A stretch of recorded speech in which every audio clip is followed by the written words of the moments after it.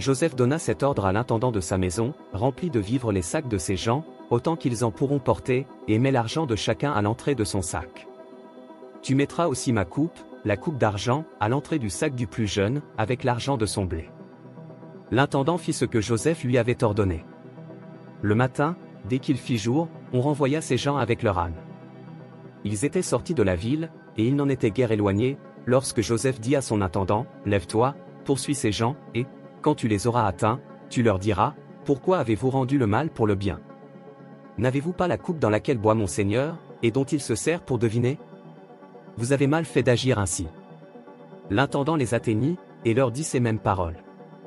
Ils lui répondirent, « Pourquoi mon Seigneur parle-t-il de la sorte? Dieu préserve tes serviteurs d'avoir commis une telle action. Voici, nous t'avons rapporté du pays de Canaan l'argent que nous avons trouvé à l'entrée de nos sacs, comment aurions-nous dérobé de l'argent ou de l'or dans la maison de ton Seigneur? Que celui de tes serviteurs sur qui se trouvera la coupe meure, et que nous soyons nous-mêmes esclaves de mon Seigneur. » Il dit, « Qu'il en soit donc selon vos paroles. Celui sur qui se trouvera la coupe sera mon esclave, et vous, vous serez innocents. » Aussitôt, chacun descendit son sac à terre, et chacun ouvrit son sac. L'intendant les fouilla, commençant par le plus âgé et finissant par le plus jeune, et la coupe fut trouvée dans le sac de Benjamin. Ils déchirèrent leurs vêtements, chacun rechargea son âne, et ils retournèrent à la ville. Judas et ses frères arrivèrent à la maison de Joseph, où il était encore, et ils se prosternèrent en terre devant lui. Joseph leur dit, « Quelle action avez-vous faite?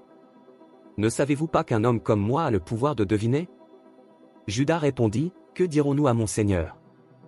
Comment parlerons-nous? Comment nous justifierons-nous? Dieu a trouvé l'iniquité de tes serviteurs. Nous voici esclaves de mon Seigneur, nous, et celui sur qui s'est trouvée la coupe. » Et Joseph dit, « Dieu me garde de faire cela. L'homme sur qui la coupe a été trouvée sera mon esclave, mais vous, remontez en paix vers votre père. » Alors Judas s'approcha de Joseph, et dit, « De grâce, mon Seigneur, que ton serviteur puisse faire entendre une parole à mon Seigneur, et que sa colère ne s'enflamme point contre ton serviteur. Car tu es comme Pharaon. » Mon Seigneur a interrogé ses serviteurs, en disant, « Avez-vous un père, ou un frère? » Nous avons répondu, « Nous avons un vieux père, et un jeune frère, enfant de sa vieillesse. Cet enfant avait un frère qui est mort, et qui était de la même mère, il reste seul, et son père l'aime. Tu as dit à tes serviteurs, faites-le descendre vers moi, et que je le voie de mes propres yeux. Nous avons répondu à mon Seigneur, l'enfant ne peut pas quitter son père, s'il le quitte, son père mourra. Tu as dit à tes serviteurs, si votre jeune frère ne descend pas avec vous, vous ne reverrez pas ma face. Lorsque nous sommes remontés auprès de ton serviteur, mon père, nous lui avons rapporté les paroles de mon Seigneur. Notre père a dit, retournez, achetez-nous un peu de vivres. Nous avons répondu, nous ne pouvons pas descendre, mais, si notre jeune frère est avec nous, nous descendrons, car nous ne pouvons pas voir la face de cet homme, à moins que notre jeune frère ne soit avec nous. Ton serviteur, notre père, nous a dit, vous savez que ma femme m'a enfanté 2 fils. L'un étant sorti de chez moi, je pense qu'il a été sans doute déchiré, car je ne l'ai pas revu jusqu'à présent. Si vous me prenez encore celui-ci, et qu'il lui arrive un malheur, vous ferez descendre mes cheveux blancs avec douleur dans le séjour des morts. Maintenant, si je retourne auprès de ton serviteur, mon père, sans avoir avec nous l'enfant à l'âme duquel son âme est attachée.